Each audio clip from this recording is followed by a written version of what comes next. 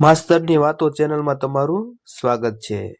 1518માં એક શહેરમાં લોકો નાચતા નાચતા મરી ગયા અને કોઈ રોકી શક્યું નહીં। તમને આ સાંભળીને નવીન લાગશે, પણ ઘટના એ સાચી છે અને રહસ્યમય છે। જુઓ, ફ્રાન્સના સ્ટ્રાસબર્ગ શહેરમાં એક એવી ઘટના બની કે જે આજ સુધી વૈજ્ઞાનિકો પણ તેનું પૂરું રહસ્ય ઉકેલી શક્યા નથી। એક સામાન્ય દિવસ હતો।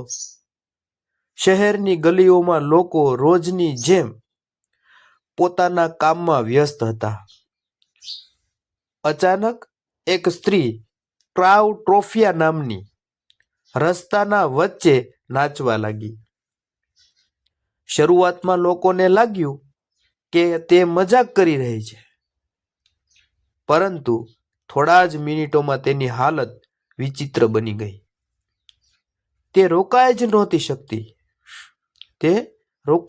શકતી। 1 કલાક, 2 કલાક, આખો દિવસ એ નાચતી જ રહી। તે સતત નાચતી જ રહી।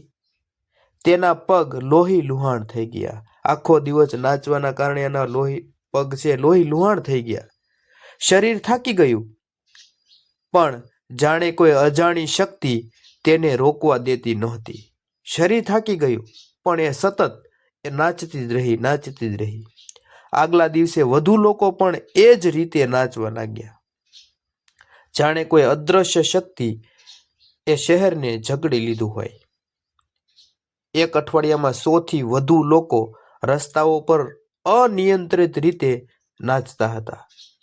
ધીમે ધીમે એ નાચવાની સંખ્યા એ વધતી ગઈ અને કોઈ પોતાની જાતને રોકી શકતું નહોતું।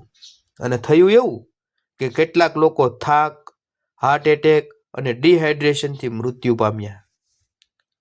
કેમ કે શરીર તો થાકે, પણ એને રોકાતા નહોતા, એટલે એ મૃત્યુ પામતા હતા। ડોક્ટરો બોલાવાયા, પાદરીઓએ પ્રાર્થના કરી। લોકો માનતા હતા કે આ ભગવાનનો કોપ છે કે કોઈ શાપ લાગ્યો છે। પરંતુ સૌથી ડરામણી વાત એ હતી કે નાચતા લોકો કહેતા હતા, સૌથી વધારે ડરાવણી વાત કઈ હતી? જે નાચતા હતા ને એ લોકો કહેતા હતા, અમે રોકવા માંગીએ છીએ, પણ શરીર અમારું નથી સાંભળતું। અમે રોકવા માંગીએ છીએ, પણ શરીર અમારું સાંભળતું નથી।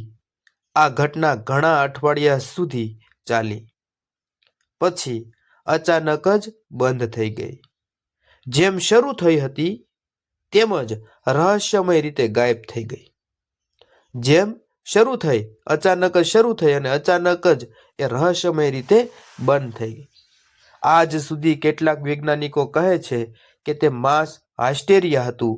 કેટલાક કહે છે કે ઝેરી ફૂગના કારણે મગજ પર અસર થઈ, અને કેટલાક લોકો આજે પણ માને છે કે એ માનવીય નહોતું, એ કુદરતી હતું, કે કોઈ ઓળખી ના શક્યું, કોઈ જાણી ના શક્યું, કોઈને ખબર ના પડી। આવી રહસ્યમય કે રહસ્યને લગતી વાતો સાંભળવા માટે ચેનલને સબસ્ક્રાઇબ કરજો મિત્રો, સપોર્ટ કરજો મિત્રો।